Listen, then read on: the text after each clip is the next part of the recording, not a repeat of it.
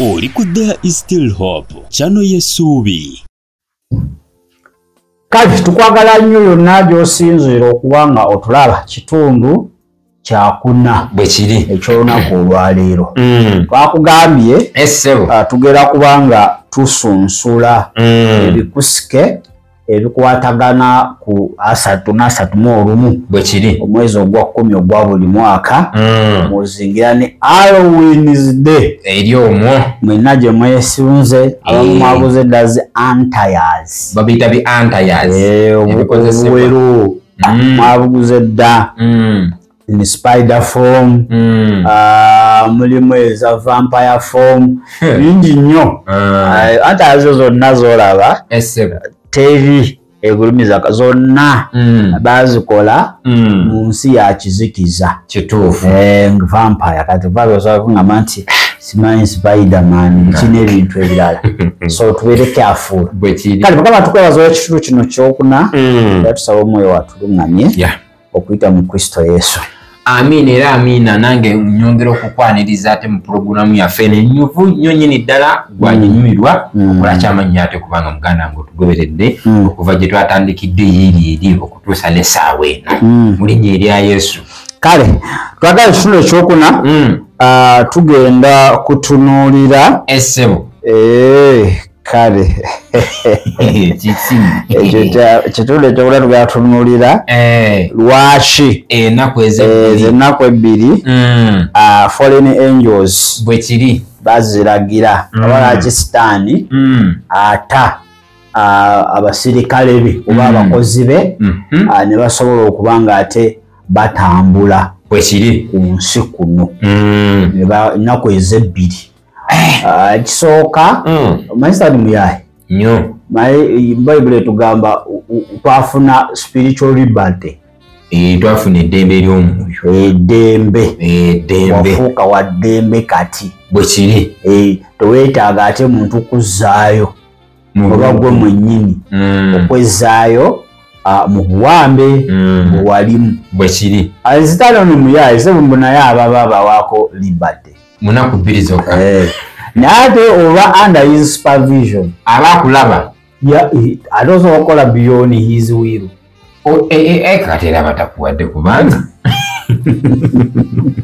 kirimu okuŋŋamba nti Deriki leero ankuwadde off day genda onyumirwe naye osooka bugembe nkwala bugembe awo olina okubeera naye osobola ogenda wonna woyagala naye ate tosooka bugembe kakati obanga tompadde byoya byanswa ompadde byoya byanswa kakati ejjukira kati bali yabatuninga dda yabatuninga dda so buli mwaka babeeramu nezo 2 days ngetugambye ze bajja ne batambula kunsi kuno era mwezo 2 days tujala amansi eyo nti bavaako nga babafunye embuto benyininyini abo ababafunyisizza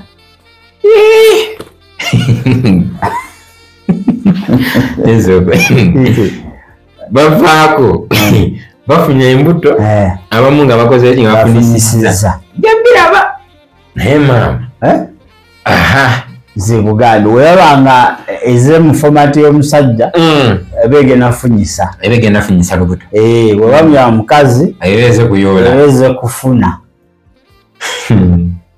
mwabatata kuloota amanya bemwegatta nabo ati kati oluusi obadde wegatta kati abayaze kukyalya ku bbaawe omukwano bamuwadde ka freedom azze kulaba ku omukwano nti munange nzize kibi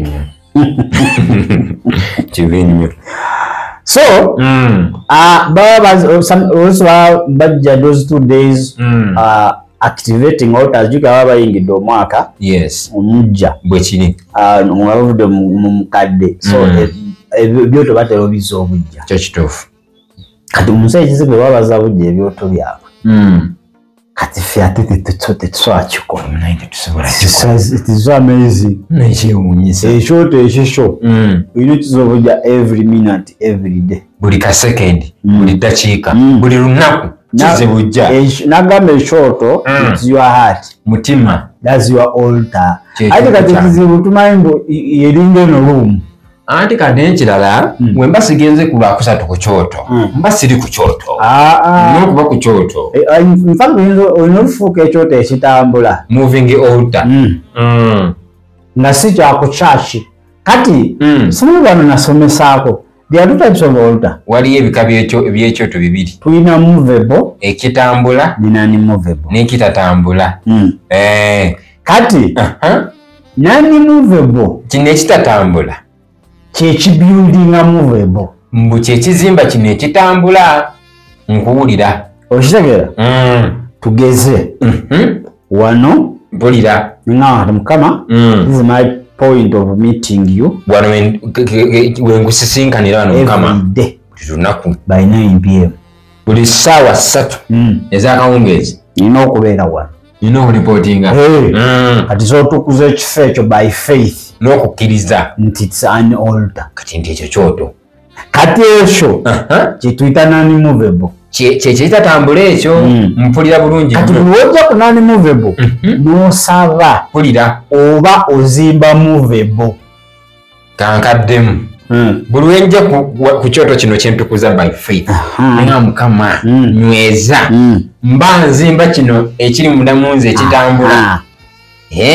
Era wataba non-movable tosobola kubeera ne movable altar. Ansobola okutambula ngira. Nengiramu Omukama. Amaanyi gonna gava wali.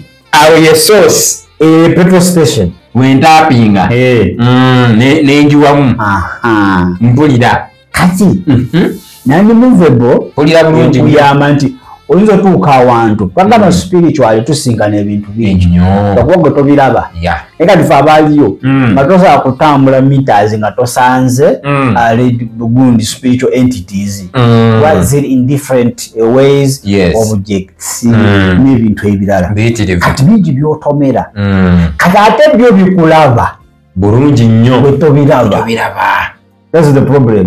Nti omuntu ali mu spiritual realm asobola okulaba gwali mu physical atosobola kumulaba. Awo wali akabaate. Byo biba bikulaba buli muuvu. Kiwuuyaawo. Kati eno non-movable kyekola nti buli wejjamu eriya yonna nga waliwo ebyoto by'omubi byo bifuna sigino denja. Denja. Alert. Era ebiganirawo bibeera consumed. Babirya buli. Kati ebikalabakala nga Mukama waabyo biteekako. Bisenguka bidde ogenze. Kati eyo non-movable. Naye nga amaanyi agakola ebyo kubanga gaddusa ebyo ebyoto. Mpulira. N'okubanga ebimu bisaanyiziddwawo wagajja ku non-movable. Agajja ku non-movable. Wali ku point wali. Wanganike wasikuwo. Nze nakugamba ebintu wakube ondwamu nakusimanyi. Kintu kyangu nnyo. Chokobodi yeka chokobodi kameka okubayo kibaawo. Sorozekolera. Choka ye mugo agira. Ali batandika business ya choka. Derisebo kwegenda zikola kuzikola. Kati chicho chetuyita movable and non-movable. Kati pulira non-movable tebera repaired. Yote ba repaired. We repair movable. Eba constant. Tebera tevao. Kati no movable jo repairinga every day. Kubango sisingana ebintu ebyenjawulo.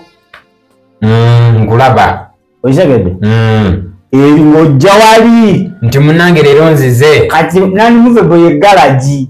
Iba garage ya moterereza biono baserezo no kati ni musa ekizitiza olaba bamala ko omwaka bayinga omulala bajja ne batereza ebyoto jukira olwo musaba you destroy some of them mono nebimu kubyo nzoke kange ekimu sadaka bajono na techa ina sadaka yekola kabona bamwe izan agun okwambulwa bamwambula amaanyi tetali abamu bakati ng'alina mu kkanisa ali mu kusinza Yesu balina oteekawo kabona ki omulala ekifo kiyinza okuba kakati nga tekikyali ku maapu yaabwe nga mwakijjawo they have to allocate kati zezo ezimu ku nsonga lwaki bazikkiriza ne zijja kati mukujja nga onolaba Uganda wetuba tutambula mu kkubo omwo era omusirikale atambula nga muki nga musirikale owaboda anatambula ngaowaboda nemunjogera wetutyo nemukulya okuba nga wekito wekikolaki bwekiri kakati naziri spiritual entities wezijja kuno ku nsi ezize to repair altars zo zirina the way they behave zine engeri gye zeeyisaamu ezize for enticing nazo zine engeri gye zeeyisaamu ezize okufuna buboyi ne buggaalu nazo ziri awo okitegeera kati bajja ne bazabujja batandika ogenda mu new harvest amakungula amajja nga ebyoto bikola mu ngeri enyangu olinga tugamba nti eba general operation general cleanliness sanitation bako sanitation yabo what is sanitation this is the general cleanliness of our compound clean era abo abo abazo okubanga bazo bujja ebyoto babeera ne connection n'abaana ababiri kuno ku nsi ababibaako babeera n'akakwatiro ne bano bakabona b'okunsi balina okuba nga bali connected kuba mulimu abali bayambulwa nga bakyali nga tebakyalina maanyi bakola byebaali bakola era bebinyi babalagira hiyezanolta nti naye wano waliwo omusajja atusumbuwa asaba nnyo nti bannaaye kiki kyetuyinza okukola naye tannawasa ali singo kati mutegeyawo kasisita kakagire ati nga baleetako abwe abatiktok batidde oba sitantalaga muwulirize nze simanyi nakumanya mwesabire so eyo yemu ku nsonga ennene semasonga lwaki baleetebwa okuzza obujja ebyoto nabano abalina endagaano naye nga tebagenda anda nga bakoma kuno balina obbayamba basobola babustinga kubanga endagaano ensinga ezimu ziri annuale za like ziringa mwaka oba myezi kati ebyoto ebyo webabiza obujja balina obiza obujja before they enter nga tebanaba kuyingira baba basindika 3 nga tebanaye kwashalinga mwezi mupya mwaka omujja bino bwe prepared nti abantu batwaleko ofatore ne Thanksgiving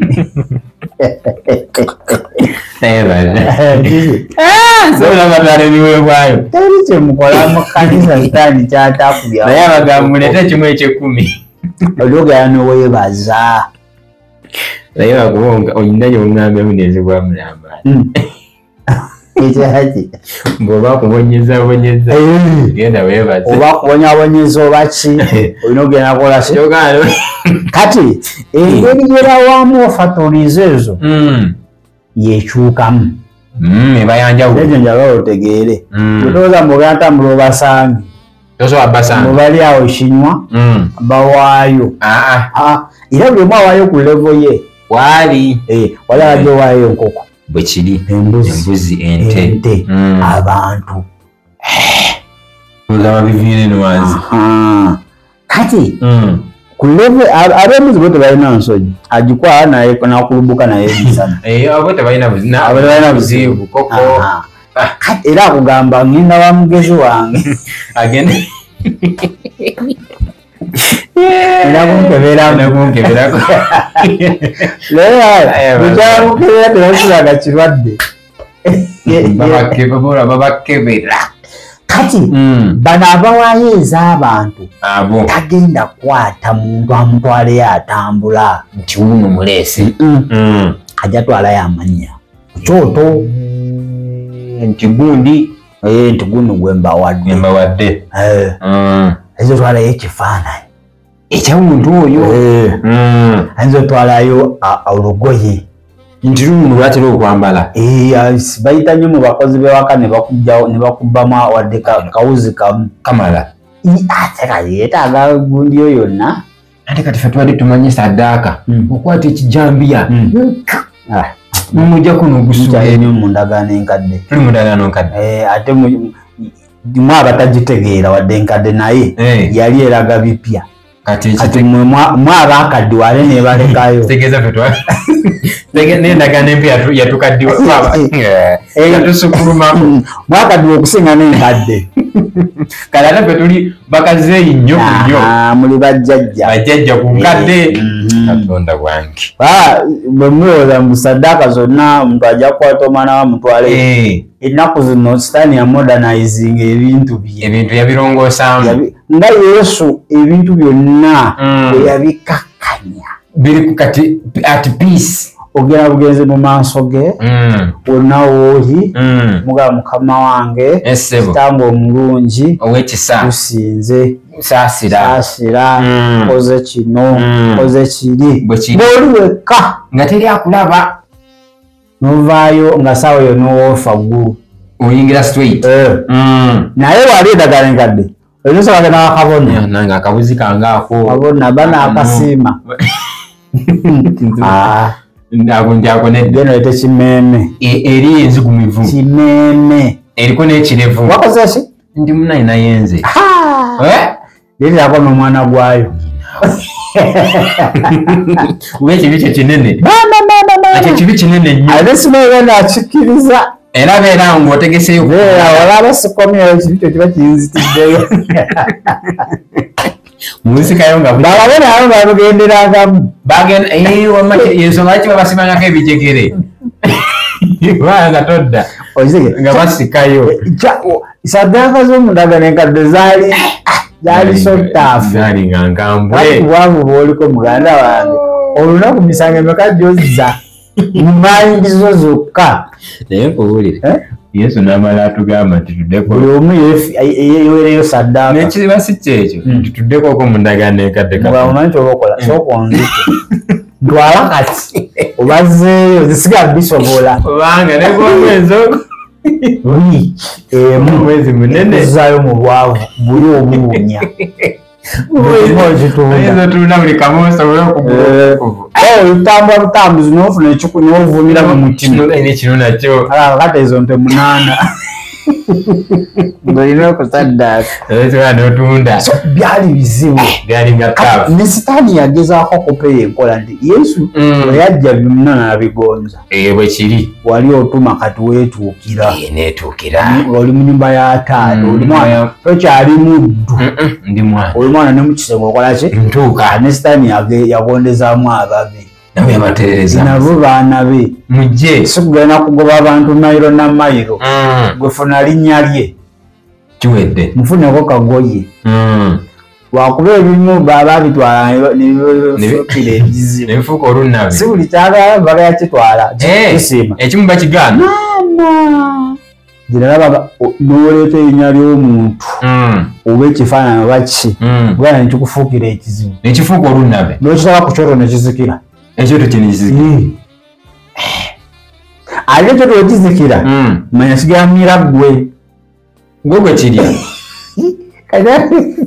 olina okuwanguwa ekifaananyi okijjako kikasuke nga bukyali ate weerenye bansaasire wagenze n'onyiga ePSF era akugamba abaana b'omusajja oyo oleeta baaki wano nti ate gwe wantumye ate nenkutuma bali abayekera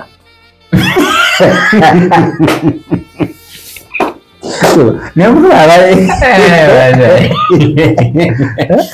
kirina kugamba genda okwate abataayaaya Uganda nosanga omuzukulu wa His Excellence yetambula n'omugamba gwe nkukutte katotukera bakama bagamba leeta nti ndese wuno nti kiki kyotukoze nti adaataya netukugamba okwate n'ababakulu wetwagambye mu byataayaya ubundi tewetegereza alinamu magezi kyokubuuzengaku kati kyekibeereeri tukumina olw'omukulu nti nedda tukugambye bala abali abalina genda mubana eno abatamaki so ebyoto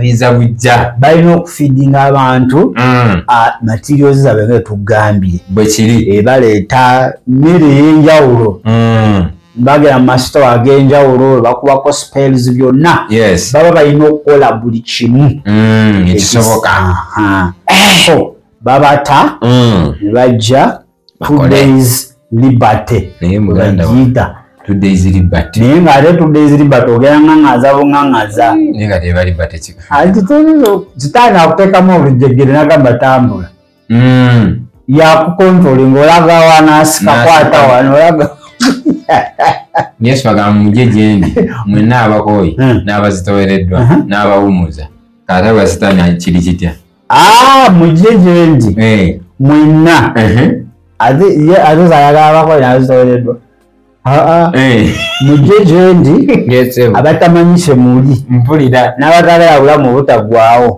nange n'ababonyaabonya amatwala Kristo ebintu by'okubonyaabonya si byangu twala Yesu muganda wange kubo n'amazima n'obulamu waliwo ekyandikwa kitera okwagala olimanya amazima gali kufulaba eddene kati muganda wange amazima gategedde guno omwezi gw'omukyamu mu bbaaya enkya tugenda kukwata lwaki batya galiki kuba mu bintu bye baleeta okufiidinga abantu oyo ye tebamwagalira ddala oyo ye kacumbaali kacumbaali biri awo biringa galiki mu Luganda kyeki nozera ye galiki ebuuzako Katikkiro abitegeera nnyo obuze Katikkiro taata galiki kyeki galiki tukulaba topikize twandiise lwaki batya nnyo galiki tugenda kulaba lwaki emizimu giwa abantu embuto lwaki bagijja negifuna embuto najo negifunisa wekiri then ekirala tujja kulaba lwaki emizimu gyagala nnyo okwebaka n'abakyala bali embuto pregnant women tulabe very good topic then ekinaasembayo we mugundi yaffe naye kyemanyi mwe Mukama gyatubikulira tujja kulaba lwaki oteekeddwa okweyawulako yadde ennaku ezi ezo lwaki oteekeddwa okubanga yes nti kiriwo ekiti lwaki omuntu asiba asatu n'asatu mu lumu kiba ekyo kibakosa nnyo lwaki kibakosa nnyo awo tujja okutandikira nesooka olwale Kristo muganda wange ebintu by'obiwulira byetaaga Yesu byetaaga Mukama gwe tosobola gamba Yesu nkwebaza kubanga ompadde amagezi agategeera ekigambo kyo njatula Kristo obeere omulokozi wange onwanira entalo zange nze mu buntu sisobola ekisembayo mpenga obulamu obutaggwaawo erinnya erya Yesu amina era mina ddala tetuga kubanga tusukkako wano ne topiki y'ogwekkumi bwe kiri bwe tudda tuyinza okudda n'ebirooto ebirooto nga 2 bwe kiri nako tusobole okubanga tulusiiringa amiina kale katufune ku lwendo lw'otuzzi tufune ne ku kyokulya bali abalala bagamba katugendeko ewa kitunzi engoma neffe tetugenda wakitunzi tetuliyo affe tetuliyo effe katugende tufuneko ku lwendo lw'amazzi asobola okuba nga tuweweeza ku mimiro teyongereyo shalom Webale kulaba There is Still Hope. Okumanya ebisingawo tukubire ku 0752 34 14 47 oba ku 0761 08 83 15. Osobola n'otufuna ku email eya tishitv74@gmail.com. Eno ye There is Still Hope, channel y'essuubi.